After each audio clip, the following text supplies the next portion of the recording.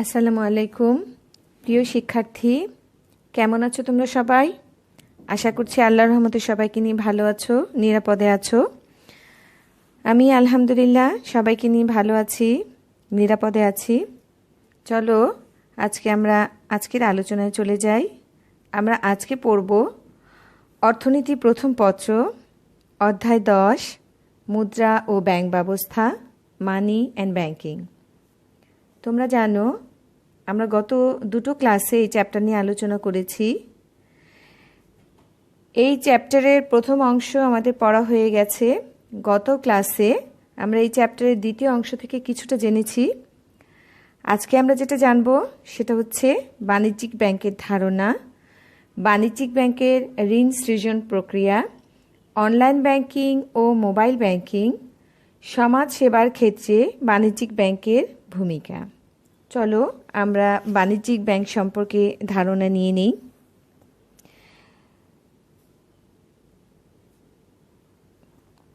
বাণিজ্যিক ব্যাংক হচ্ছে বাণিজ্যিক ভিত্তিতে মুনাফা লাভের উদ্দেশ্যে গঠিত ও পরিচালিত একটি ব্যবসা প্রতিষ্ঠান। অর্থাৎ বাণিজ্যিক ব্যাংক সরকারের আর্থিক কর্তৃপক্ষ কর্তৃক স্বীকৃত ও অনুমোদিত এমন একটি আর্থিক প্রতিষ্ঠান যা মুনাফা অর্জনের উদ্দেশ্যকে সামনে রেখে ব্যক্তি ও প্রতিষ্ঠানের সঞ্চয় ও উদ্বৃত্ত অর্থ বিভিন্ন হিসাবের মাধ্যমে আমানত হিসাবে গ্রহণ করে এবং ব্যবসা বাণিজ্য ও শিল্প প্রতিষ্ঠানসমূহকে স্বল্প মেয়াদী ঋণ প্রদান করে। তাহলে আমরা যেটা জানতে পারলাম সেটা হচ্ছে সরকারের আর্থিক কর্তৃপক্ষ কর্তৃক স্বীকৃত ও অনুমোদিত একটি প্রতিষ্ঠান যেটা মুনাফা অর্জনের উদ্দেশ্যকে সামনে রেখে পরিচালিত হয়, যা জনগণের বা প্রতিষ্ঠানসমূহের সঞ্চয় ও উদ্বৃত্ত অর্থ বিভিন্ন হিসাবের মাধ্যমে আমানত হিসেবে গ্রহণ করে, আবার সেই আমানতের অর্থ ব্যবসা বাণিজ্য বা শিল্প প্রতিষ্ঠানসমূহকে স্বল্প মেয়াদে ঋণ প্রদান করে থাকে। তাই বাণিজ্যিক ব্যাংককে স্বল্পমেয়াদী ঋণের কারবার বলা হয়ে থাকে, স্বল্পমেয়াদী ঋণের কারবারিও বলা হয়ে থাকে। বাণিজ্যিক ব্যাংকে যেহেতু অন্যতম লক্ষ্য হচ্ছে মুনাফা অর্জন করা, তাহলে মুনাফা কিভাবে অর্জন করে সেটা একটু আমরা জেনে নিই। ব্যাংকে যারা অর্থ জমা রাখে ব্যাংক তাদেরকে কম সুদ প্রদান করে, আবার ব্যাংক হতে যারা ঋণ গ্রহণ করে তাদের নিকট হতে ব্যাংক অধিক হারে সুদ আদায় করে। তাহলে ঋণ হতে প্রাপ্ত সুদ এবং আমানতের উপর দেয়া সুদের মধ্যে যে পার্থক্য, তাই হচ্ছে ব্যাংকের মুনাফা। বাণিজ্যিক ব্যাংকগুলো এভাবেই অর্থ ধার দিয়ে মুনাফা অর্জন করার চেষ্টা করে। বাণিজ্যিক ব্যাংক তারল্য ও মুনাফার মধ্যে সব সময় সমন্বয় করার চেষ্টা করে। সেই জন্য বাণিজ্যিক ব্যাংক শুধুমাত্র স্বল্পমেয়াদী ঋণ প্রদান করতে পারে। বাণিজ্যিক ব্যাংক সম্পর্কে বিভিন্ন অর্থনীতিবিদ বিভিন্নভাবে সংজ্ঞা প্রদান করেছেন। চলো দুই একটা আমরা জেনে নিই। অর্থনীতিবিদ গিলবার্ট বলেছেন, বাণিজ্যিক ব্যাংক মুনাফা অর্জনের উদ্দেশ্যে মুদ্রা ও মুদ্রা বিষয়ক কারবারে লিপ্ত থাকে। অধ্যাপক রজার বলেন, মুদ্রা ও মূলধনের মধ্যস্থ কারবারি হিসেবে বাণিজ্যিক ব্যাংক শর্ত সাপেক্ষে এক পক্ষ থেকে ঋণ গ্রহণ করে অন্য পক্ষকে তা প্রদান করে। তাহলে আমরা যেটা জানলাম সেটা হচ্ছে যে আর্থিক প্রতিষ্ঠান জনগণের নিকট থেকে স্বল্প সুদের বিনিময়ে তাদের আমানত তথা উদ্বৃত্ত অর্থ ও সঞ্চয় গ্রহণ করে এবং আমানতের অর্থ ব্যবসায়ী, উদ্যোক্তা ও অন্যদেরকে অধিক সুদের বিনিময়ে ঋণ দিয়ে মুনাফা অর্জন করে, তাকেই বাণিজ্যিক ব্যাংক বলা হয়ে থাকে। তাহলে বাণিজ্যিক ব্যাংক সম্পর্কে আমরা যে সংজ্ঞা পেলাম বা বাণিজ্যিক ব্যাংক সম্পর্কে যে ধারণা আমরা পেয়েছি, তার থেকে আমরা বাণিজ্যিক ব্যাংকের কাজগুলো সহজেই বুঝতে পারব। চলো আমরা বাণিজ্যিক ব্যাংকের কার্যাবলীগুলো জেনে নিই। আধুনিক অর্থনীতিতে বাণিজ্যিক ব্যাংক যে সমস্ত কার্যাবলী সম্পাদন করে সেগুলোকে প্রধানত 4 ভাগে ভাগ করা যায়। 1. সাধারণ ব্যাংকিং কার্যাবলী, 2. জনহিতকর কার্যাবলী, 3. প্রতিনিধিত্বমূলক কার্যাবলী, এবং 4 হচ্ছে এই 3টি ছাড়া আর বাকি যে কাজগুলো করে অন্যান্য কার্যাবলী। প্রথমে আমরা সাধারণ ব্যাংকিং কার্যাবলী জেনে নিই। বাণিজ্যিক ব্যাংক প্রতিনিয়ত যেসব সাধারণ কার্য সম্পাদন করে থাকে তাকে সাধারণ কার্যাবলী বলা হয়ে থাকে। চলো আমরা সেগুলো একটু জেনে নিই। প্রথমে হচ্ছে আমানত গ্রহণ। বাণিজ্যিক ব্যাংকের সবচেয়ে প্রধান কাজ হলো ব্যক্তি ও প্রতিষ্ঠানের সঞ্চয় বা উদ্বৃত্ত অর্থ আমানত হিসেবে গ্রহণ করা। সাধারণত 3 ধরনের আমানত গ্রহণ করে থাকে বাণিজ্যিক ব্যাংক: চলতি আমানত, সঞ্চয়ী আমানত, স্থায়ী আমানত। চলতি আমানতের অর্থ সপ্তাহে 2 থেকে 3 বার তোলা যায়।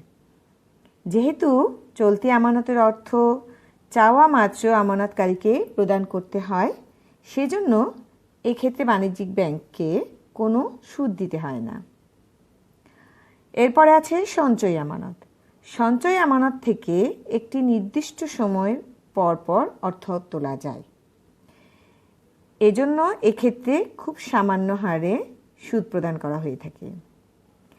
আর স্থায়ী আমানত একটি নির্দিষ্ট মেয়াদের জন্য যেহেতু রাখা হয়, সেজন্য মেয়াদ উত্তীর্ণ হওয়ার পরই অর্থ উঠানো যায়। এই জন্য স্থায়ী আমানতের জন্য অপেক্ষাকৃত বেশি হারে সুদ প্রদান করা হয়ে থাকে। এরপরে ঋণ প্রদান। বাণিজ্যিক ব্যাংকের দ্বিতীয় গুরুত্বপূর্ণ কাজ হচ্ছে ঋণ প্রদান করা। এই ব্যাংক ব্যবসা বাণিজ্য এবং বিভিন্ন উৎপাদনশীল কাজ, এমনকি ভোগের ক্ষেত্রেও জামানতের বিনিময়ে স্বল্পমেয়াদী ঋণ প্রদান করে থাকে। দেশের ব্যাংকিং আইন অনুযায়ী আমানত হিসেবে গৃহীত অর্থের একটি নির্দিষ্ট শতাংশ ব্যাংকে তরল হিসাবে জমা রাখতে হয়।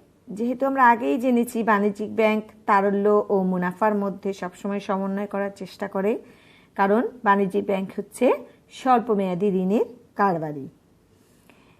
তাই নির্দিষ্ট পরিমাণ অর্থ তরল হিসাবে ব্যাংকে জমা রেখে বাকি অর্থ ঋণ হিসাবে প্রদান করে। এই প্রদত্ত ঋণের সুদের হার আমানতের জন্য দেয় সুদের হারের চেয়ে বেশি।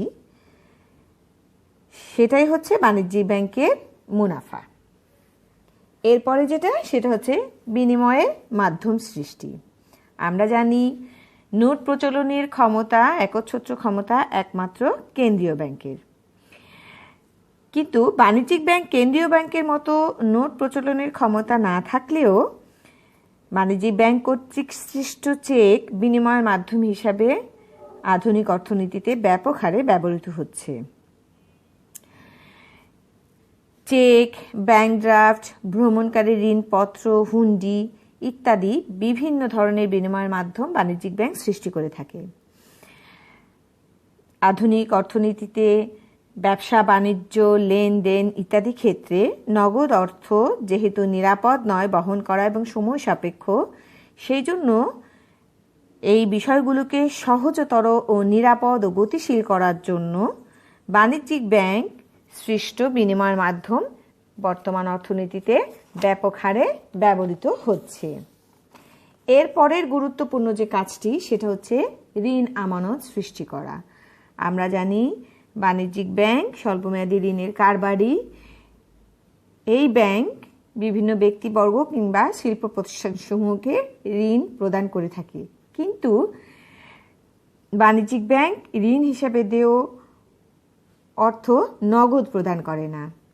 যে ব্যক্তি বা যে প্রতিষ্ঠান ঋণ গ্রহণ করবে তার নামে ব্যাংকে সমপরিমাণ অর্থের একটি হিসাব খোলা হয়, যা সৃষ্ট আমানত বলে পরিচিত। ঋণ গ্রহীতা চেকের মাধ্যমে সেই সৃষ্ট আমানত থেকে অর্থ তুলতে পারবে। এরপরে সেটা হচ্ছে সঞ্চয় সংগ্রহ।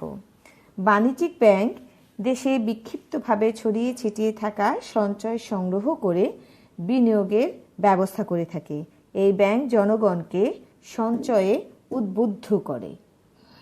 এরপরে যেটা আছে সেটা হচ্ছে বিনিয়োগ। বাণিজ্যিক ব্যাংক মুনাফা অর্জনের জন্য বিনিয়োগ কার্যক্রমেও জড়িত হয়ে থাকে।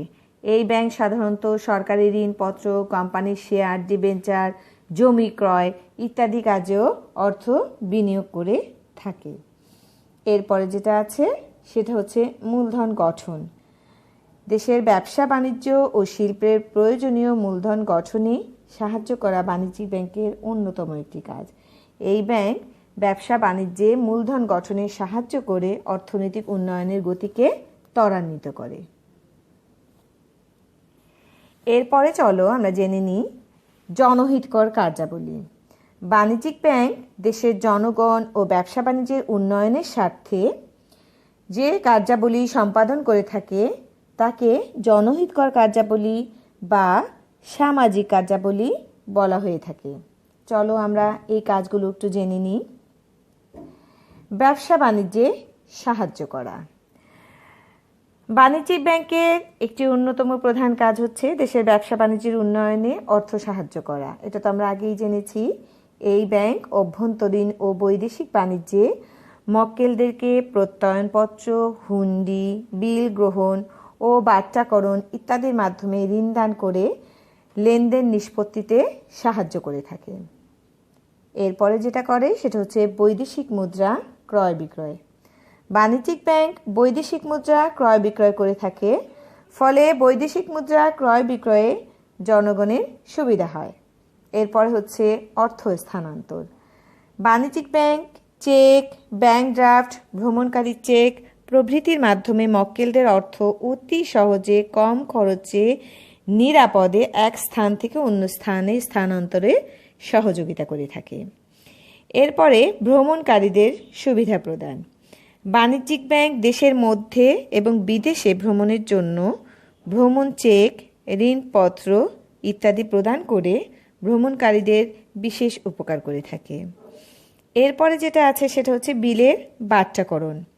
এই ব্যাংক মক্কেল ও জনগণের বিনিময় বিল বাট্টা করে অর্থ সরবরাহ করে থাকে। এরপরে আছে মূল্যবান জিনিসপত্র সংরক্ষণ। এই ব্যাংক জনগণের মূল্যবান জিনিসপত্র যেমন স্বর্ণালংকার, মূল্যবান দলিলপত্র ইত্যাদি সংরক্ষণের মাধ্যমে এই সমস্ত সম্পদের নিরাপত্তা বিধান করে থাকে।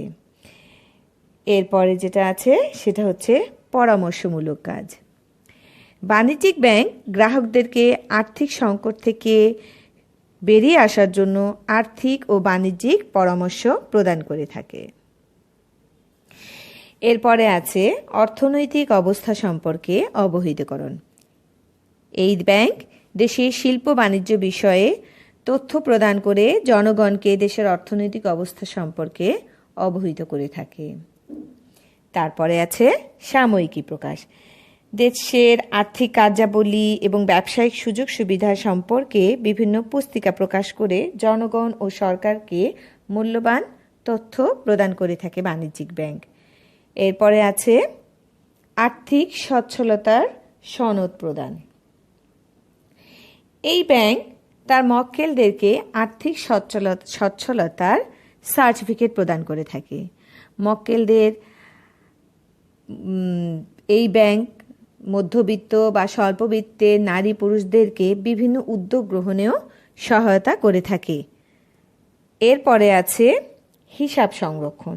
বাণিজ্যিক ব্যাংক তার মক্কেলদের সকল প্রকার হিসাব সংরক্ষণ করে থাকে। এরপরে চলো আমরা জেনে নিই প্রতিনিধিত্বমূলক কার্যাবলী কি।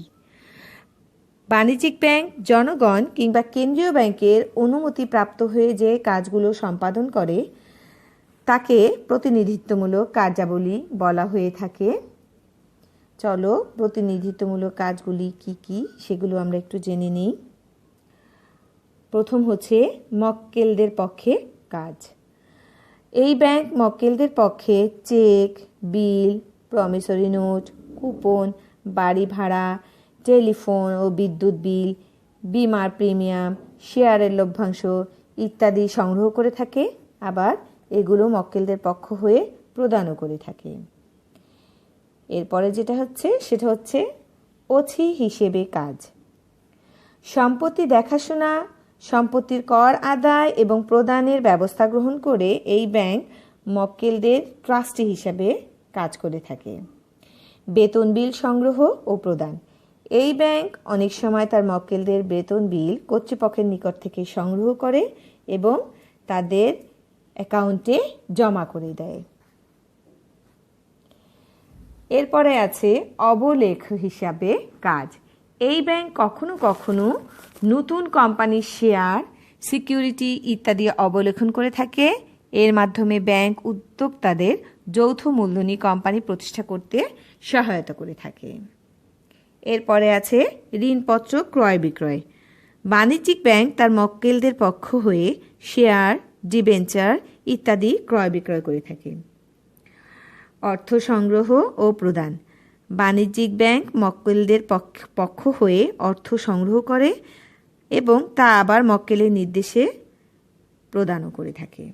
এবার চলো বাণিজ্যিক ব্যাংক এই কাজগুলি ছাড়া আর কি কি কাজ করে থাকে, আর কি কি কাজের সাথে বাণিজ্যিক ব্যাংক জড়িত আছে সেগুলো একটু জেনে নিই। কর্মকর্তা কর্মচারীদের প্রশিক্ষণের ব্যবস্থা করে থাকে।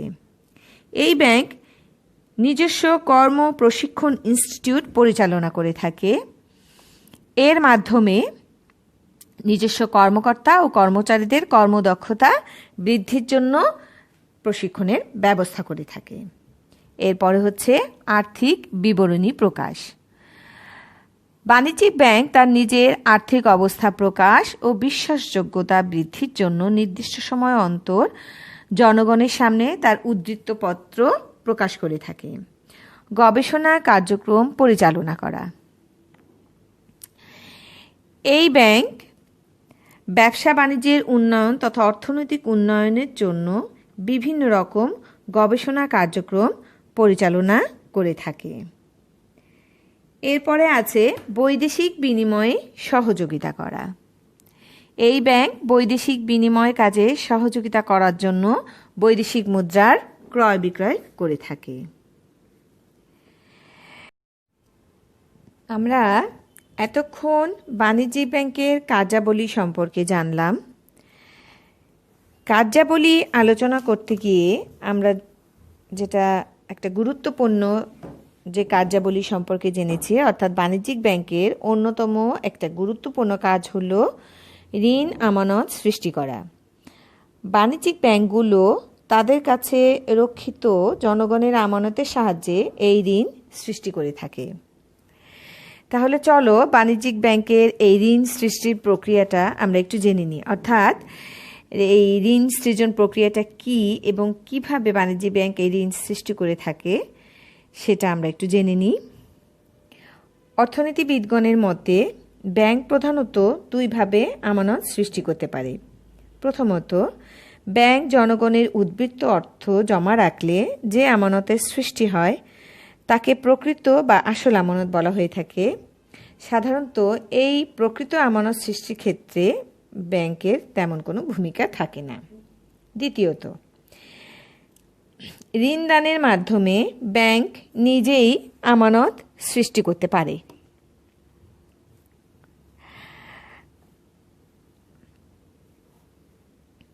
বাণিজ্যিক ব্যাংক প্রকৃত আমানতের কিছু অংশ রিজার্ভ রেখে বাকি অংশ ঋণ হিসাবে প্রদান করতে পারে, কারণ আমানতকারীরা ব্যাংকে যে অর্থ জমা রাখে তার সবটাই একসাথে তুলে নেয় না। এই জন্য দৈনন্দিন লেনদেন করার উদ্দেশ্যে প্রাথমিক আমানতের একটি নির্দিষ্ট অংশ জমা রেখে বাকি অংশ তার গ্রাহকদেরকে ঋণ হিসাবে প্রদান করে থাকে। ঋণ হিসাবে অর্থাৎ ঋণ দান করতে গিয়ে বাণিজ্যিক ব্যাংকসমূহ ঋণ গ্রহীতাকে নগদ অর্থে ঋণ প্রদান করে না। বাণিজ্যিক ব্যাংকগুলো ঋণ গ্রহীতার নামে ব্যাংকে একটি হিসাব খুলে দেয়। ঋণ গ্রহীতা তার নামে খোলা হিসাব থেকে ঋণের সমপরিমাণ অর্থ চেকের মাধ্যমে তুলে নেবার অনুমতি পায়, অর্থাৎ বাণিজ্যিক ব্যাংকগুলো চেকের মাধ্যমে তুলে নেয়ার অনুমতি পায়। এইভাবে ঋণ প্রদানের মাধ্যমে যে আমানতের সৃষ্টি হলো তাকে সৃষ্ট আমানত বলা হয়ে থাকে। ঋণ গ্রহীতা উত্তোলনকৃত অর্থ ধরা যাক তার দেনা পরিশোধ করার জন্য কাউকে ওই ঋণের সমপরিমাণ অর্থ চেক অথবা নগদে প্রদান করল। উক্ত পাওনাদার ব্যক্তি সেই অর্থ ওই ব্যাংকে অথবা অন্য কোনো ব্যাংকে জমা রাখে। এই জমাকৃত অর্থ ওই ব্যাংকের প্রাথমিক আমানত হিসেবে বিবেচিত। ব্যাংক ওই প্রাথমিক আমানতের নির্দিষ্ট অংশ দৈনন্দিন লেনদেন সংক্রান্ত কাজ করার জন্য একটি নির্দিষ্ট অংশ জমা রেখে বাকি অংশ আবার ঋণ হিসাবে প্রদান করে। আবার ঋণ গ্রহীতার নামে ওই পরিমাণ অর্থের একটি হিসাব খুলে দেয়। ঋণ গ্রহীতা তার হিসাব থেকে ওই পরিমাণ অর্থ গ্রহণ করে আবার অন্য কাউকে প্রদান করে। এভাবে বারবার প্রকৃত আমানত এবং প্রকৃত আমানত থেকে সৃষ্ট আমানতের উৎপত্তি ঘটে। অর্থাৎ প্রাথমিক আমানতের ভিত্তিতে ব্যাংকসমূহ যে সৃষ্ট আমানত সৃষ্টি করে যে ঋণদান কার্যক্রম চালিয়ে যায় তাকেই বাণিজ্যিক ব্যাংকের ঋণ সৃষ্টির প্রক্রিয়া বলা হয়ে থাকে। অর্থাৎ প্রতিবার ঋণদানের মাধ্যমে নতুন আমানত সৃষ্টি হয়, আবার প্রতিবারই নতুন আমানত থেকে নির্দিষ্ট অংশ রেখে নতুন করে ঋণদান সম্ভব হয় বাণিজ্যিক ব্যাংকের। এই প্রক্রিয়ায় বাণিজ্যিক ব্যাংকসমূহ তাদের প্রাথমিক আমানতের কয়েক গুণ বেশি ঋণ সৃষ্টি করতে পারে। সেই জন্য এই প্রক্রিয়াকে ঋণের গুণিতক প্রসার প্রক্রিয়াও বলা হয়ে থাকে। আবার কখনো কখনো বাণিজ্যিক ব্যাংকের বহুগুণিত আমানত বা ঋণ সৃষ্টি প্রক্রিয়াও বলা হয়ে থাকে। এক্ষেত্রে ব্যাংক তার আমানতে কত গুণ ঋণ সৃষ্টি করতে পারবে তা নির্ভর করছে আমানতের কত পরিমাণ নগদ জমা রাখতে হবে, অর্থাৎ দৈনন্দিন লেনদেন কার্যাবলী সম্পাদনের জন্য শতকরা কত ভাগ জমা রাখতে হবে তার উপর। উদাহরণস্বরূপ আমরা বলতে পারি, যদি ব্যাংকগুলো তার আমানতের শতকরা 10% পর্যন্ত নগদ অর্থের মাধ্যমে রিজার্ভ রাখে, তাহলে সৃষ্ট আমানতের পরিমাণ 10 গুণ পর্যন্ত বৃদ্ধি পাবে। আমরা এই ঋণ সৃজন প্রক্রিয়াটি একটি উদাহরণের সাহায্যে আলোচনা করব। তার আগে আমরা এই ঋণ সৃজন প্রক্রিয়ার কতগুলো অনুমিতি রয়েছে অর্থাৎ শর্ত রয়েছে, আমরা সেই অনুমিতি সমূহগুলো একটু জেনে নিই।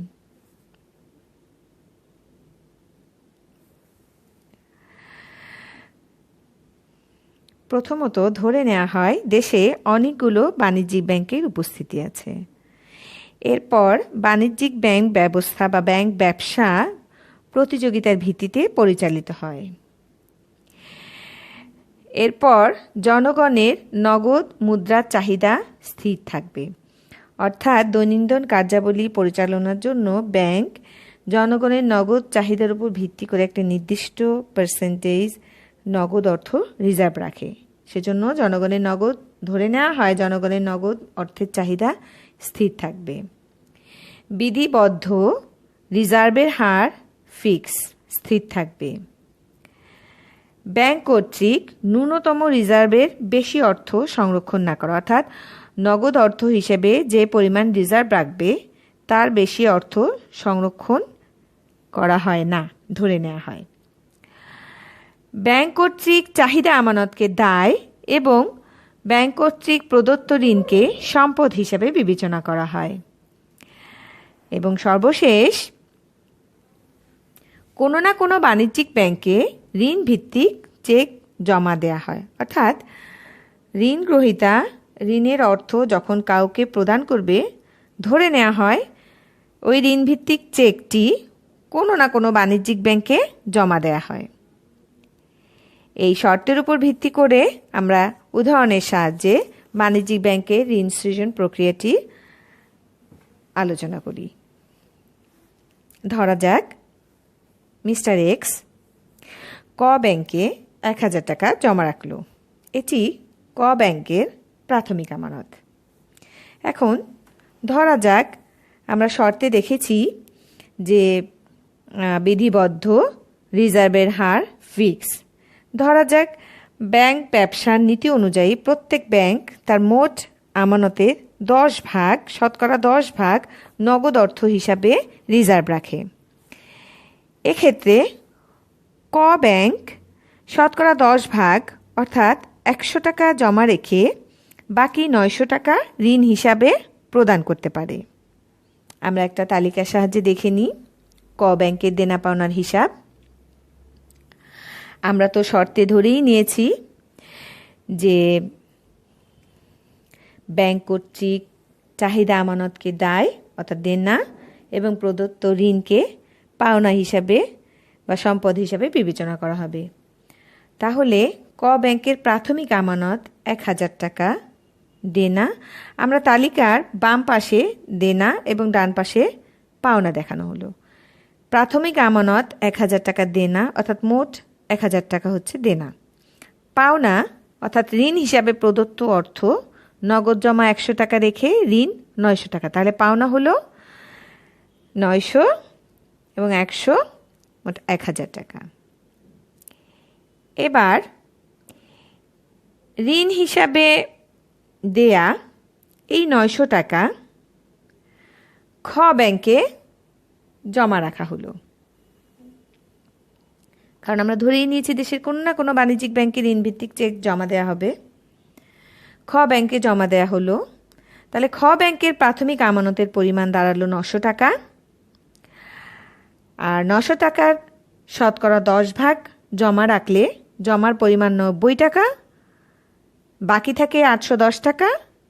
এই 810 টাকা ঋণ হিসাবে প্রদান করা হলো। তাহলে পাওনার পরিমাণ দাঁড়ালো 90 এবং 810, ব্যালেন্স দেনা 900, পাওনার 900 টাকা।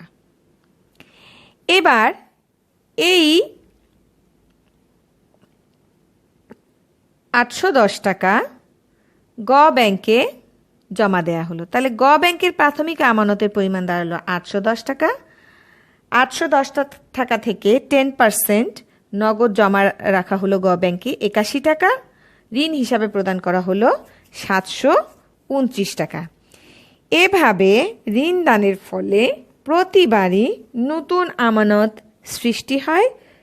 এই প্রক্রিয়া চলতে চলতে এমন এক পর্যায়ে এসে দাঁড়াবে যখন ব্যাংকের পক্ষে আর কোনো ঋণ দেওয়া সম্ভব হবে না। এই অবস্থায় সমস্ত ব্যাংকের মোট ঋণের পরিমাণ যেটা দাঁড়াবে সেটা হচ্ছে 10,000 টাকা। অতএব দেখা যাচ্ছে যে 1000 টাকার প্রাথমিক আমানত সৃষ্টির ফলে সমগ্র ব্যাংক ব্যবস্থা কর্তৃক সৃষ্ট আমানতের পরিমাণ হলো 10,000 টাকা।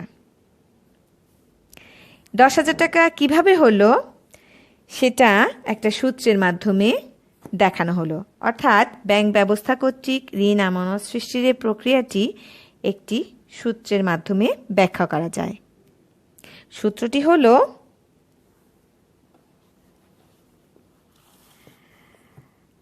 প্রাথমিক আমানত গুণ 1/, নগদ রিজার্ভের অনুপাত। আমরা জানি উদাহরণের মাধ্যমে আমরা যেটা দেখেছি, ব্যাংকে প্রাথমিক বা মূল আমানতের পরিমাণ 1000 টাকা এবং নগদ রিজার্ভের অনুপাত 10% বা শতকরা 10 ভাগ। এখন আমরা সূত্রের মাধ্যমে যেটা পাই সেটা হচ্ছে মোট আমানত সৃষ্টির পরিমাণ যেটা দাঁড়ায় সেটা হচ্ছে 1000 গুণ 1/, শতকরা 10 ভাগ বা 10%। তাহলে 1000 গুণ 1 ভাগ 100 ভাগের 10, 1000 গুণ 1 গুণ 10 ভাগের 100, সর্বশেষ এসে দাঁড়ালো 10,000 টাকা। উপরোক্ত সূত্র অনুযায়ী ব্যাংক ব্যবস্থা কর্তৃক মোট আমানত সৃষ্টির পরিমাণ হল প্রাথমিক আমানত বা মূল আমানতের 10 গুণ। এভাবেই ব্যাংক ব্যবস্থা কর্তৃক প্রাথমিক আমানতের বহুগুণ আমানত সৃষ্টি করা সম্ভব। এটাই হচ্ছে ব্যাংকের ঋণ সৃজন প্রক্রিয়া। অর্থাৎ ব্যাংক কি পরিমাণ ঋণ সৃজন করতে পারবে সেটা নির্ভর করছে তার কি পরিমাণ নগদ অর্থ সে রিজার্ভ হিসেবে রাখবে, অর্থাৎ শতকরা কত ভাগ তার আমানতের, প্রাথমিক আমানতের কত ভাগ সে নগদ হিসাবে রাখবে। এবং সেখান থেকে আমরা পেলাম 10 গুণ পর্যন্ত আমানত বাণিজ্যিক ব্যাংক তার প্রাথমিক আমানতের 10 গুণ পর্যন্ত আমানত সৃষ্টি করতে পারে। এবার চলো আমরা একটু দেখে নিই বাণিজ্যিক ব্যাংকের ঋণ সৃষ্টির সীমাবদ্ধতা। আমরা যেটা জানলাম, বাণিজ্যিক ব্যাংকের একটি গুরুত্বপূর্ণ কাজ হলো আমানত বা ঋণ সৃষ্টি করা।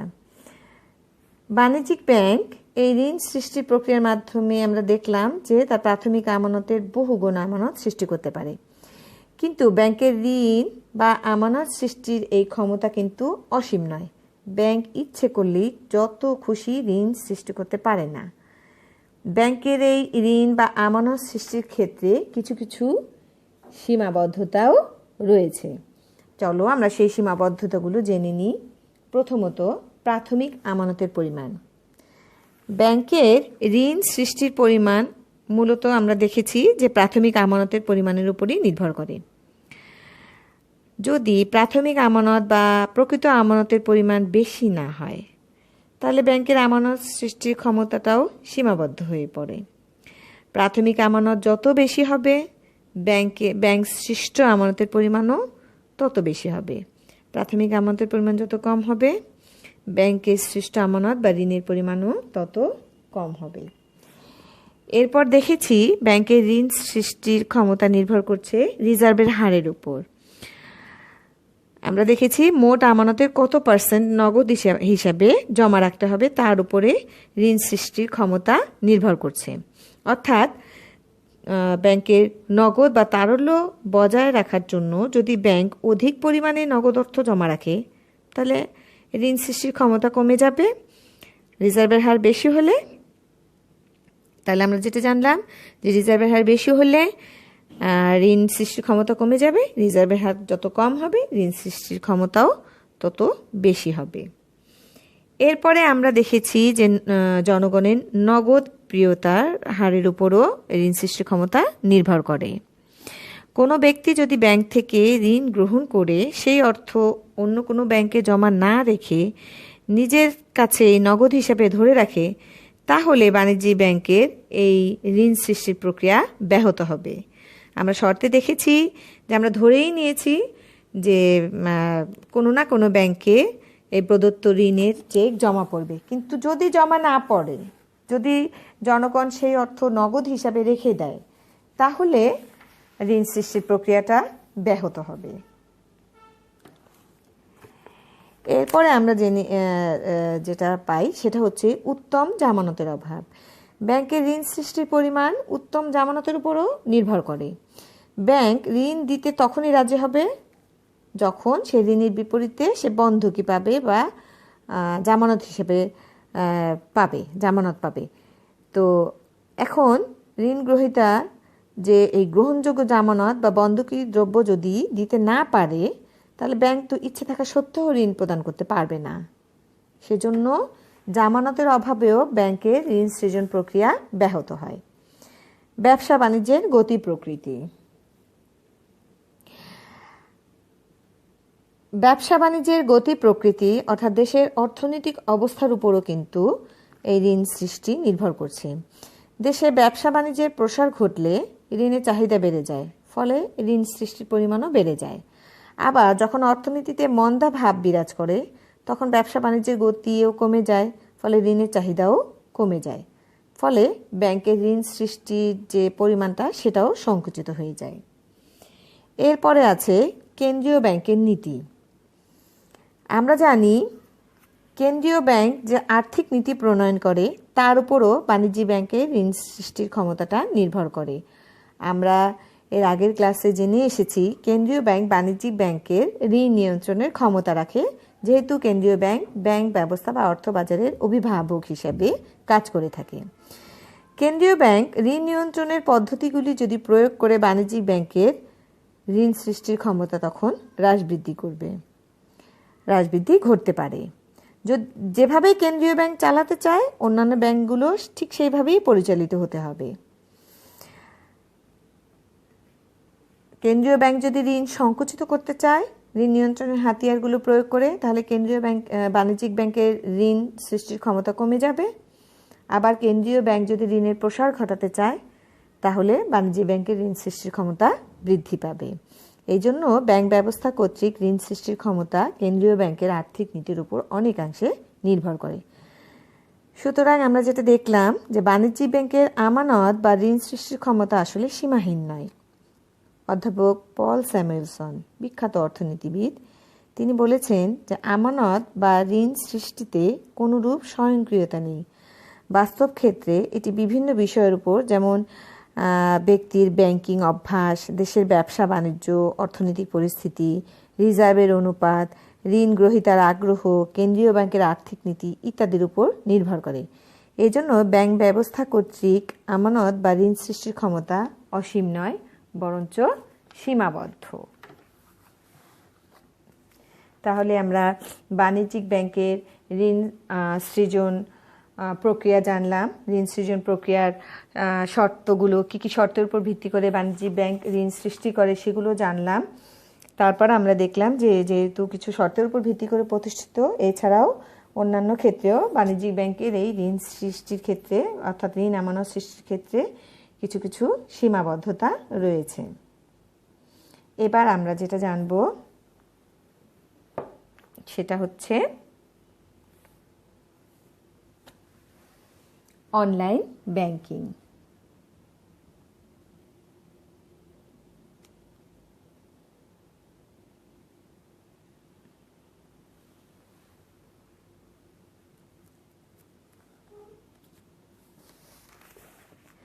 অনলাইন ব্যাংকিং আধুনিক ব্যাংকিং বাণিজ্যের ক্ষেত্রে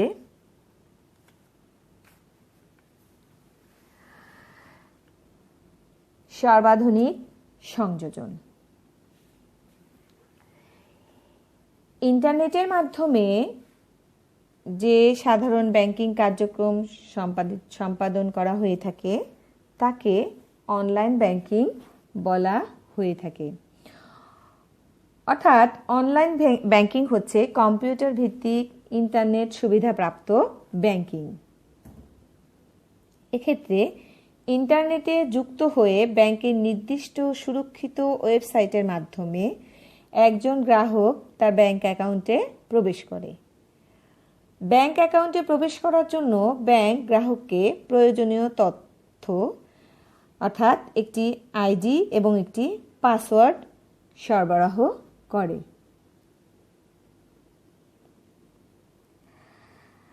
অনলাইন ব্যাংকিং একজন গ্রাহক একই ব্যাংকের যে কোনো একটি শাখার মাধ্যমে তার আর্থিক লেনদেন সম্পন্ন করতে পারে। এটা অনলাইন ব্যাংকিংয়ের সবচাইতে বড় সুবিধা।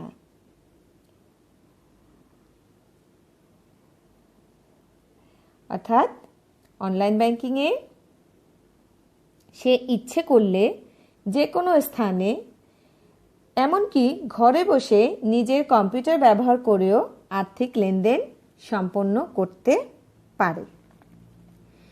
চিরাচরিতভাবে কেউ কোনো ব্যাংকের একটি শাখায় হিসাব খুললে সাধারণত তাকে ওই শাখাতেই যেতে হতো বা লেনদেন করতে হতো। কিন্তু অনলাইন ব্যাংকিংয়ের ক্ষেত্রে এটি করার এখন আর প্রয়োজন পড়ছে না। এখন ব্যাংকের কোনো গ্রাহক যে কোনো শাখায় তার হিসাব খুললে ওই ব্যাংকের অন্য যে কোনো শাখা থেকে লেনদেন করতে পারবে।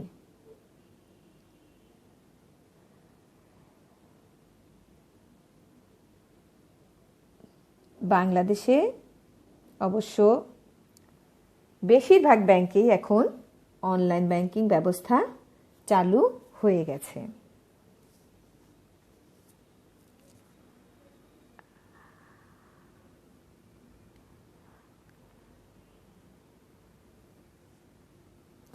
এর ফলে এক জায়গা থেকে অন্য জায়গায় অর্থ স্থানান্তর, অর্থাৎ একদিকে যেমন সহজ এবং নিরাপদ হয়েছে, তেমনি দ্রুত ব্যাংকিং সেবাও নিশ্চিত হয়েছে। এজন্য গ্রাহককে কোনো প্রকার হয়রানির শিকার হতে হয় না। সেজন্যই বাংলাদেশে এখন অনলাইন ব্যাংকিং ব্যবস্থা খুব জনপ্রিয়তা লাভ করেছে। চলো তাহলে আমরা অনলাইন ব্যাংকিংয়ের সংজ্ঞা থেকে যা জানতে পারলাম, সেখান থেকে অনলাইন ব্যাংকিংয়ের গুরুত্বগুলো একটু জেনে নিই। ব্যাংকিং সেবার ক্ষেত্রে অনলাইন ব্যাংকিং গ্রাহকদের জন্য অভাবনীয় সুযোগ সুবিধার সৃষ্টি করেছে। সেজন্য অনলাইন ব্যাংকিং বর্তমান অর্থনীতির ক্ষেত্রে বিশেষ গুরুত্ব বহন করছে। চলো আমরা এখান থেকে কিছুটা জেনে নিই। অনলাইন ব্যাংকিং ব্যবস্থায় সময়ের কোনো বাধা নিষেধ নেই। আমরা জানি প্রচলিত ব্যাংকিং ব্যবস্থায় ব্যাংকিং সুবিধা শুধুমাত্র কার্যদিবসে এবং একটি নির্দিষ্ট সময়ের মধ্যে পাওয়া যায়, কিন্তু অনলাইন ব্যাংকিং সুবিধাটা 24 ঘন্টায় পাওয়া সম্ভব। সেজন্য সময়ের কোনো বাধা নিষেধ নেই। এরপরে অনলাইন ব্যাংকিং ব্যবস্থায় সময় এবং অর্থের অপচয় কম হয়। আমরা সাধারণত জানি চিরাচরিত যে প্রচলিত ব্যাংকিং ব্যবস্থা, সেই ব্যাংকিং সেবার ক্ষেত্রে গ্রাহককে তার লেনদেন কার্য সম্পন্ন করার জন্য লাইনে দাঁড়াতে হয় অথবা এক শাখা থেকে অন্য শাখায় যেতে হয়। এর ফলে সময় এবং অর্থেরও অপচয় হয়। কিন্তু অনলাইন ব্যাংকিংয়ে এক জায়গা থেকেই অন্য জায়গার সাথে দ্রুত লেনদেন করা যায়, সেজন্য সময় এবং অর্থ দুটোই বেঁচে যায়। গোপনীয়তা রক্ষা। প্রচলিত ব্যাংকিং সেবার ক্ষেত্রে সবসময় হিসাবের গোপনীয়তা রক্ষা করা যায় না। তাছাড়া অর্থ স্থানান্তর করাও নিরাপদ নয়, কিন্তু অনলাইন ব্যাংকিং ব্যবস্থায় এই গোপনীয়তা রক্ষা করা সম্ভব। স্বল্প সময়ে লেনদেন সংক্রান্ত তথ্য প্রাপ্তি, অর্থাৎ ঘরে বসেই কম্পিউটারের মাধ্যমে খুব সহজেই অ্যাকাউন্ট ব্যালেন্স জানা যায়, খুব সহজে ব্যাংকের স্টেটমেন্টও পাওয়া যায়। এরপরে ব্যবসা বাণিজ্যের গতিশীলতা বৃদ্ধি। অনলাইন ব্যাংকিংয়ের আওতায় গ্রাহকরা সহজেই পণ্য ও সেবার মূল্য পরিশোধ করতে পারে। এর ফলে ব্যবসা বাণিজ্যের গতিশীলতা খুব দ্রুত হারে বৃদ্ধি পাচ্ছে। এটিএম বুথের সাহায্যে স্বল্প সময়ে অর্থ উত্তোলন। অনলাইন ব্যাংকিং ব্যবস্থায় ক্রেডিট কার্ড অথবা ডেবিট কার্ড ব্যবহার করে এবং এটিএম বুথের সাহায্যে যে কোনো সময়ে অর্থ উত্তোলন করা সম্ভব। এছাড়া অনলাইন ব্যাংকিং সেবার মাধ্যমে বিনিয়োগ সংক্রান্ত বিভিন্ন তথ্য জানা যায়, ফলে নানামুখী উৎপাদন কাজে জড়িত হওয়ারও সুযোগ পাওয়া যায়। আমরা অনলাইন ব্যাংকিং সম্পর্কে যা জানলাম এবং গুরুত্ব সম্পর্কেও কিছুটা জানতে পেরেছি। এ থেকে আমরা এটা বলতে পারি, স্বল্প খরচে এবং দ্রুততম সময়ে গ্রাহকদের সেবা প্রদান, ব্যাংকিং কার্যক্রমে গতিশীলতা আনয়ন এবং সর্বোপরি আন্তঃব্যাংক সেবার প্রতিযোগিতায় অনলাইন ব্যাংকিং একটি যুগান্তকারী সংযোজন।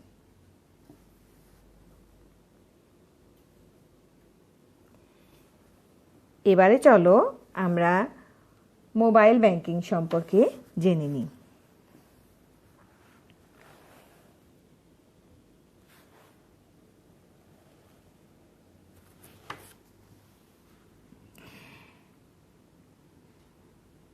ব্যাংকিং সেবা দেশের সর্বোচ্চ এবং সকলের কাছে খুব দ্রুত এবং সহজে পৌঁছানোর জন্য যে উদ্যোগগুলো গ্রহণ করা হয়েছে তার মধ্যে মোবাইল ব্যাংকিং অন্যতম।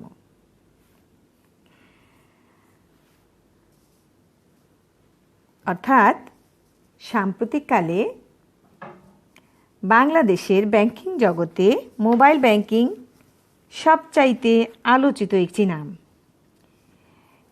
এটা অর্থনীতির ক্ষেত্রে একটি নতুন দিগন্তের উন্মেষ ঘটিয়েছে। নাম থেকে আমরা বুঝতে পারছি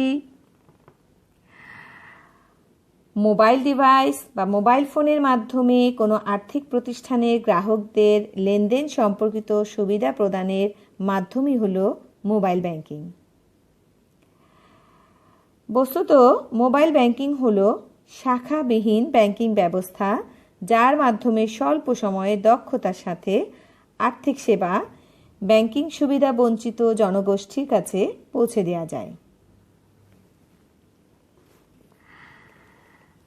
অর্থাৎ মোবাইল ব্যাংকিংয়ের মাধ্যমে একজন গ্রাহক দেশের যে কোনো স্থান থেকে মোবাইল ফোনের সাহায্যে আর্থিক লেনদেন করতে পারে। মোবাইল ডিভাইসের দ্বারা SMS এর মাধ্যমেই এটা করা হয়ে থাকে। সাধারণত প্রচলিত ব্যাংকিংয়ে ব্যবস্থায় কোনো শাখায় নগদ অর্থ জমা দিয়ে অন্য শাখায় পেতে সেটা কয়েকদিন সময় লাগে, কিন্তু মোবাইল ব্যাংকিংয়ের মাধ্যমে কয়েক মিনিটের মধ্যে সেটা সম্ভব। এখানে কোনো ব্যাংকের কোনো শাখায় অর্থ লেনদেনের জন্যে উপস্থিত থাকার প্রয়োজন পড়ে না।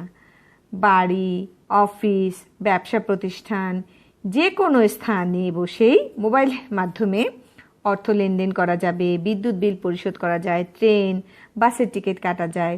এটা যে কোনো স্থানেই করা সম্ভব। সেজন্যই তো বলা হয়েছে যে আর্থিক সেবার ব্যাংকিং এই আর্থিক সেবাটা দেশের প্রত্যন্ত অঞ্চলের ব্যাংকিং সুবিধা বঞ্চিত জনগোষ্ঠীর কাছে পৌঁছে দেয় মোবাইল ব্যাংকিং।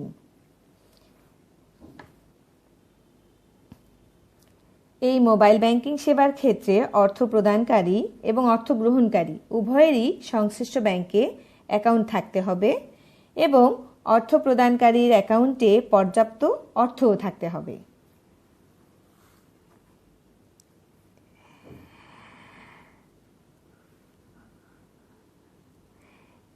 যে সমস্ত জায়গায় সংশ্লিষ্ট ব্যাংকের কোনো শাখা নেই, সেসব জায়গায় ওই ব্যাংকের নির্ধারিত এজেন্টের মাধ্যমেও অ্যাকাউন্ট খোলা এবং টাকা উত্তোলন করা যায়।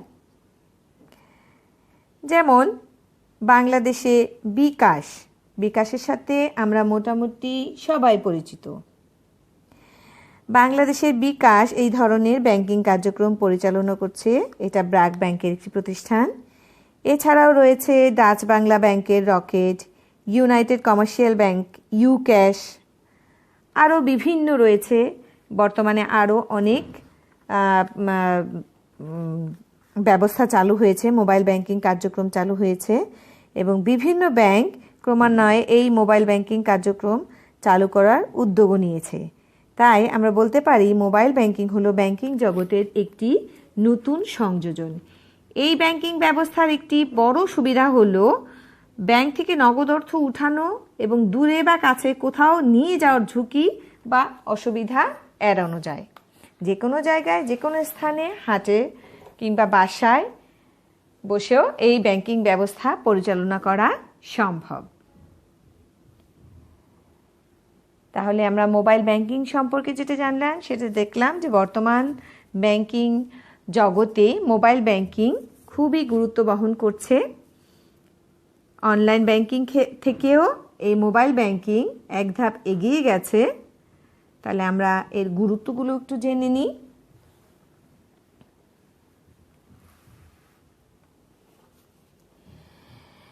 মোবাইল ব্যাংকিংয়ের ক্ষেত্রে ব্যাংকের শাখার কোনো প্রয়োজন নেই। অর্থাৎ আমরা তো আগেই জেনেছি মোবাইল ব্যাংকিং হচ্ছে একটি শাখাবিহীন ব্যাংক ব্যবস্থা।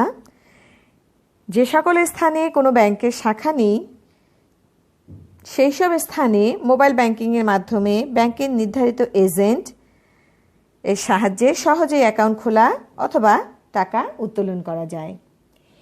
ইন্টারনেটেরও প্রয়োজন নেই। অর্থাৎ যে সকল স্থানে ইন্টারনেট প্রযুক্তির প্রয়োগ নেই সেসব স্থানেও মোবাইল ব্যাংকিংয়ের সাহায্যে অতি সহজে অর্থ লেনদেন করা যায়। সহজে এবং দ্রুত অর্থ প্রাপ্তি।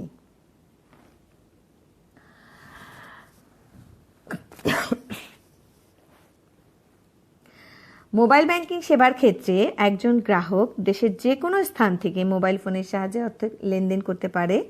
দূরে কাছে কাউকে দ্রুত অর্থ প্রেরণ অথবা ক্রয়কৃত দ্রব্যের মূল্য পরিশোধ করা অথবা গৃহীত ঋণ পরিশোধ করা ইত্যাদি এই ব্যাংকিং সেবার মাধ্যমে খুব সহজ এবং খুব দ্রুত করা সম্ভব। সহজে ও দ্রুত লেনদেন ও ব্যাংক স্থিতি সম্পর্কে তথ্য প্রাপ্তি। মোবাইল ব্যাংকিংয়ের সাহায্যে গ্রাহকরা যে কোনো স্থান থেকে দ্রুত তাদের সর্বশেষ ব্যালেন্স অর্থাৎ ব্যাংকে তার কত টাকা জমা আছে জানতে পারবে এবং সেই অনুযায়ী লেনদেনও করতে পারবে। যে কোনো স্থানে বসেই লেনদেন করা সম্ভব। মোবাইল ব্যাংকিংয়ের সাহায্যে মানুষ হাটে বাজারে গ্রামে গঞ্জে এমনকি বাড়িতে বসেও লেনদেন সংক্রান্ত কার্যাবলী সম্পাদন করতে পারবে। নিরাপদে অর্থ স্থানান্তর করা সম্ভব।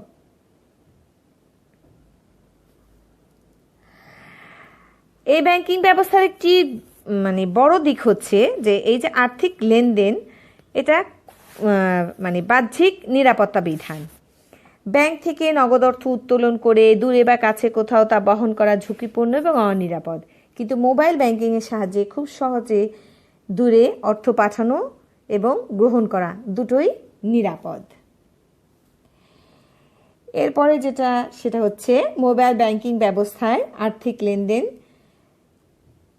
ক্ষেত্রে খরচ খুবই কম। প্রচলিত ব্যাংক ব্যবস্থায় গ্রাহকদের বিভিন্ন সেবা প্রাপ্তির জন্য যে খরচ করতে হয়, মোবাইল ব্যাংকিংয়ে অপেক্ষাকৃত অনেক কম সেই খরচ। মোবাইল ব্যাংকিং সেবার পরিধি অনেক বিস্তৃত। আমাদের দেশে বিশেষ করে গ্রামের মহিলারা যারা বাড়ি ঘর ছেড়ে শহরে গিয়ে গার্মেন্টস শিল্প অথবা ছোটোখাটো কারখানায় কাজ করে, তারা সপ্তাহে কিংবা মাসের শেষে তাদের উপার্জিত অর্থ খুব সহজেই বাড়িতে পরিবারের সদস্যদের নিকট পাঠাতে পারে। এর ফলে পরিবারের সবাই আর্থিকভাবে সিকিউর অর্থাৎ নিরাপদ থাকে। এরপরে সেটা হচ্ছে এই মোবাইল ব্যাংকিং সেবার মাধ্যমে বিদ্যুৎ বিল পরিশোধ করা যায়, ট্রেন বা বাসের টিকিট কাটা ইত্যাদি খুব দ্রুত তার সাথে করা সম্ভব।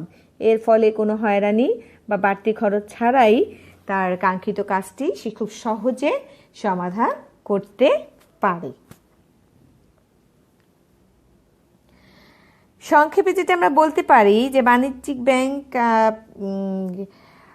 অনলাইন ব্যাংকিং এবং মোবাইল ব্যাংকিং যে সেবা প্রচলন করেছে, বাংলাদেশের ব্যাংকিং খাতে এক নতুন যুগের সূচনা করেছে। ব্যাংকিং সেবার ক্ষেত্রে যে দীর্ঘসূত্রিতা ও আমলাতান্ত্রিক জটিলতা থাকে তার অবসান ঘটিয়ে দ্রুত ও নিরাপদ সেবা নিশ্চিত করেছে। ব্যাংকের প্রতি জনগণের আস্থা বৃদ্ধি পেয়েছে, ব্যবসা বাণিজ্যে গতিশীলতা এসেছে এবং অর্থনীতিতে কর্মচাঞ্চল্যের সৃষ্টি হয়েছে। এই কারণে বাংলাদেশের অর্থনীতিতে অনলাইন ব্যাংকিং এবং মোবাইল ব্যাংকিং খুব গুরুত্বপূর্ণ ভূমিকা পালন করছে। এবার চলো আমরা চলে যাই সমাজ সেবার ক্ষেত্রে বাণিজ্যিক ব্যাংকের কী ভূমিকা রয়েছে।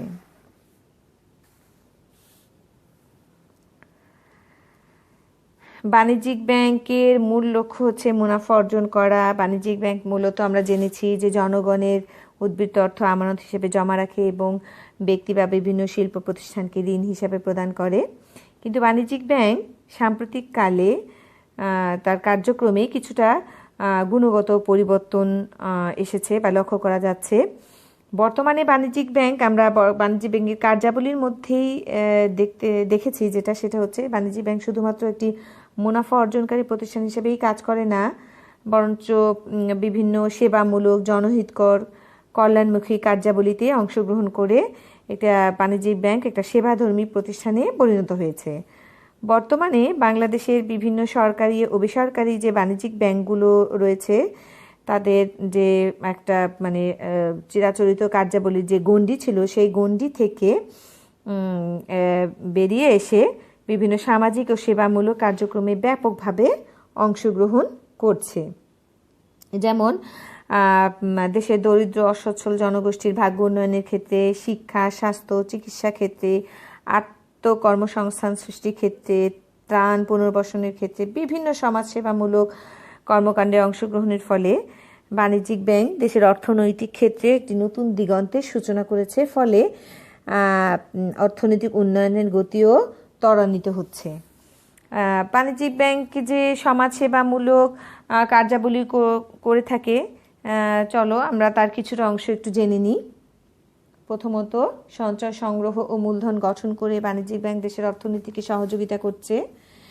বাণিজ্যিক ব্যাংক আমানত হিসাবে যে অর্থ গ্রহণ করে তার উপর বিভিন্ন হারে সুদ প্রদান করে জনগণকে সঞ্চয় উদ্বুদ্ধ করে।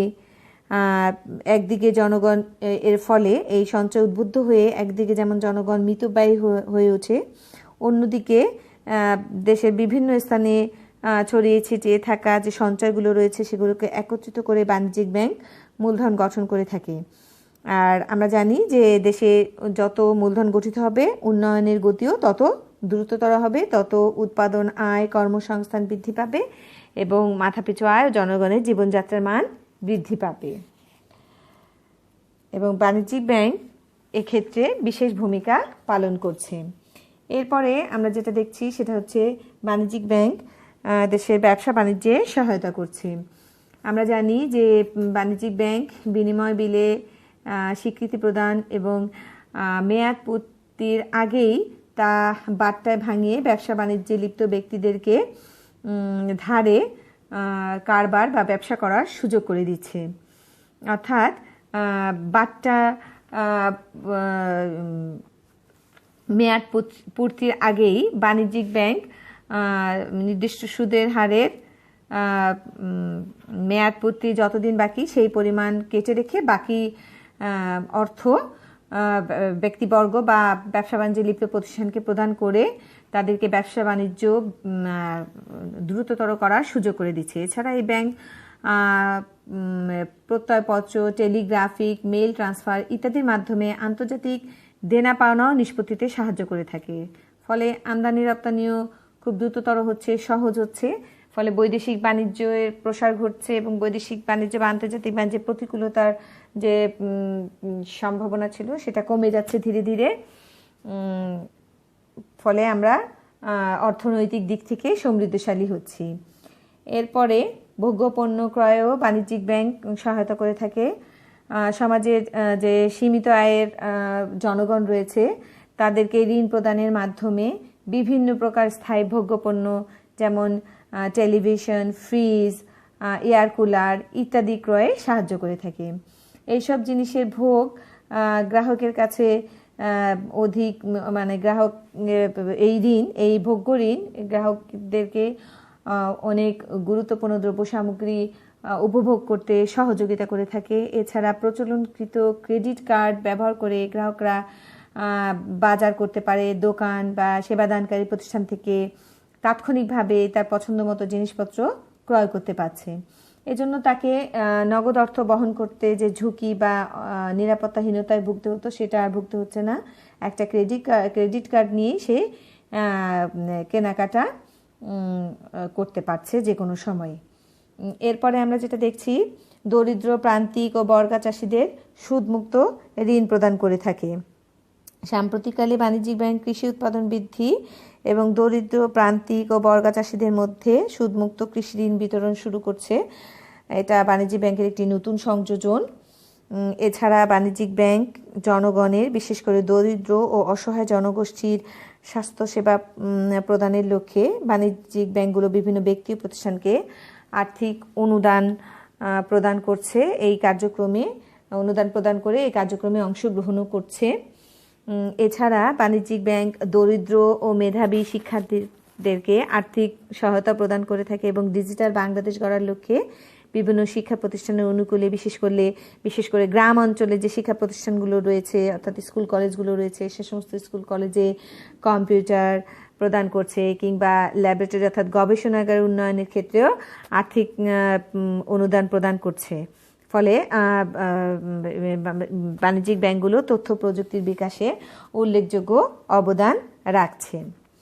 প্রাকৃতিক দুর্যোগ মোকাবেলার ক্ষেত্রেও বাণিজ্যিক ব্যাংক ভূমিকা রাখছে, যেমন বন্যা, ঘূর্ণিঝড়, জলোচ্ছ্বাস, নদী ভাঙন, অগ্নিকাণ্ড অথবা শীতকালে প্রত্যন্ত অঞ্চলে বাণিজ্যিক ব্যাংকসমূহ আর্থিক সহায়তা বা যেটাকে রিলিফ প্রদান করে থাকে। এছাড়া কর্মসংস্থান বৃদ্ধিতেও বাণিজ্যিক ব্যাংক গুরুত্বপূর্ণ ভূমিকা পালন করে থাকে, যেমন ক্ষুদ্র ব্যবসায়ী কিংবা প্রান্তিক চাষি যারা রয়েছে, যাদের সামান্য এক খণ্ড জমি বা ভূমিহীন কৃষক যারা রয়েছে তারা অন্যের ভূমি বর্গা হিসাবে গ্রহণ করে, তাদেরকে খুব সহজ শর্তে ঋণ প্রদান করে। অথবা রিক্সা ক্রয় বা রাইস মিল যেটাকে বলা হয়ে থাকে, রাইস মিলে অথবা সেলাই মেশিন ক্রয়ের ক্ষেত্রে বাণিজ্যিক ব্যাংক খুব সহজ শর্তে স্বল্প সুদের হারে ঋণ প্রদান করে থাকে। ফলে দেশে আত্মকর্মসংস্থান সৃষ্টিতে বাণিজ্যিক ব্যাংক ভূমিকা পালন করে, দেশে বেকারত্ব হ্রাস পাচ্ছে। এরপরে আরও কিছু কাজ করে থাকে বাণিজ্যিক ব্যাংক। এগুলো ছাড়াও যেমন বাণিজ্যিক ব্যাংক জনসাধারণকে বিভিন্ন ধরনের গ্রাহক সেবা প্রদান করে থাকে। বাণিজ্যিক ব্যাংক তার মক্কেলদের পক্ষে বিদ্যুৎ বিল, টেলিফোন বিল ইত্যাদি প্রদান করে থাকে, শেয়ার ক্রয় বিক্রয় করে, বিমা প্রিমিয়াম প্রদান করে। তারপরে সমাজের দুস্থ ও নির্যাতিতা মহিলাদের পুনর্বাসনের ক্ষেত্রে বা বিভিন্ন সেবামূলক কর্মকাণ্ডেও অংশগ্রহণ করে থাকে। তাহলে আমরা যেটা দেখছি যে বিভিন্ন সেবামূলক প্রতিষ্ঠানে এছাড়াও বাণিজ্যিক ব্যাংক বিভিন্ন সেবামূলক প্রতিষ্ঠানে যাতায়াতের জন্য অথবা চিকিৎসার সুবিধার জন্য মাইক্রোবাস প্রদান করে, অ্যাম্বুলেন্স, ট্রাক সহ বিভিন্ন গাড়ি প্রদান করে থাকে। এতিমদের ভরণ পোষণের জন্য এতিমখানায় আর্থিক সহায়তা প্রদান করে থাকে। তারপরে নেশাগ্রস্তদের পুনর্বাসনের ক্ষেত্রে, বয়স্কদের বৃদ্ধাশ্রম তৈরিতে এই ব্যাংক গুরুত্বপূর্ণ ভূমিকা পালন করে থাকে। এছাড়া আমরা দেখেছি যে ক্রীড়াক্ষেত্রে খেলোয়াড়দের উৎসাহিত করার জন্য বিদেশে প্রশিক্ষণের ব্যবস্থা করে থাকে, খেলার সাজ সরঞ্জাম ডোনেট করে থাকে। এগুলি বাণিজ্যিক ব্যাংকগুলো খুব স্বতঃস্ফূর্তভাবে করে থাকে। তাহলে আমরা যেটা দেখছি যে বাণিজ্যিক ব্যাংক বর্তমানে শুধু একটা মুনাফা অর্জনকারী আর্থিক প্রতিষ্ঠানই নয়, বরং চিরাচরিত এই কর্মকাণ্ডের পাশাপাশি বাণিজ্যিক ব্যাংক বিভিন্ন রকম সেবামূলক ও কর্মমুখী কল্যাণমুখী কার্যক্রমে অংশগ্রহণের মাধ্যমে একটা সেবাধর্মী প্রতিষ্ঠানে পরিণত হয়েছে। এই ছিল আজকের আলোচনার বিষয়বস্তু। শিক্ষার্থীরা, তোমরা আজকের পড়া আজকেই পড়ে ফেলবে। আমাদের এই অধ্যায়ে যা ছিল মুদ্রা ও ব্যাংক ব্যবস্থায় আমরা অর্থ সম্পর্কে জেনেছি, অর্থের কার্যাবলী সম্পর্কে জেনেছি, বিহিত মুদ্রা আমানত সম্পর্কে জেনেছি, আমরা অর্থের চাহিদা, অর্থের যোগান জেনেছি, অর্থের মূল্য সম্পর্কে জেনেছি, অর্থের মূল্য নির্ধারণে অর্থের পরিমাণ তত্ত্ব সম্পর্কে জেনেছি, ফিশারের অর্থের পরিমাণ তত্ত্ব সম্পর্কে ফিশারের সমীকরণ জেনেছি। এরপরে আমরা জেনেছি ব্যাংক ব্যবস্থায় কেন্দ্রীয় ব্যাংকের কার্যাবলী জেনেছি, বাংলাদেশ ব্যাংক সম্পর্কে জেনেছি, কেন্দ্রীয় ব্যাংকের ঋণ নিয়ন্ত্রণ সম্পর্কে জেনেছি, বাণিজ্যিক ব্যাংক সম্পর্কে জেনেছি, বাণিজ্যিক ব্যাংকের কার্যাবলী, বাণিজ্যিক ব্যাংকের ঋণ সৃষ্টির প্রক্রিয়া, অনলাইন ব্যাংকিং, মোবাইল ব্যাংকিং এবং সর্বশেষ আমরা বাণিজ্যিক ব্যাংক সমাজসেবা, দেশের অর্থনৈতিক উন্নয়নে কী ধরনের ভূমিকা রাখতে পারে সেগুলো সম্পর্কেও আমরা জেনেছি। শিক্ষার্থীরা, এই ছিল আজকের আমাদের আলোচনার বিষয়বস্তু। আমাদের এই চ্যাপ্টার মোটামুটি শেষ হয়েছে। আমরা আগামীতে সেকেন্ড পেপারের কিছু বিষয় নিয়ে আলোচনা করব। তার আগে তোমাদের কাছ থেকে তোমরা ফোনে কমেন্টের মাধ্যমে আমাকে কিছু মতামত জানিয়েছো। পর্যায়ক্রমে ওগুলো সম্পর্কে আমি তোমাদেরকে রিভিউ ক্লাস দেওয়ার চেষ্টা করব, যাতে করে তোমরা এই যেগুলো আমাকে জানিয়েছো ফোনে অথবা বিভিন্নভাবে যোগাযোগ করে আমাকে জানিয়েছো সেগুলো নিয়ে আমি আলোচনা করে দিব। তো আজকে এই পর্যন্ত। তোমরা সবাই ভালো থাকো, সুস্থ থাকো, নিরাপদে থাকো, আর আমার জন্য দোয়া করবে। আমিও জানি আমি তোমাদের জন্য আমিও দোয়া করব, তোমরাও আমার জন্য দোয়া করবে। আমি যেন সবাইকে নিয়ে ভালো থাকি, সুস্থ থাকি, নিরাপদে থাকি।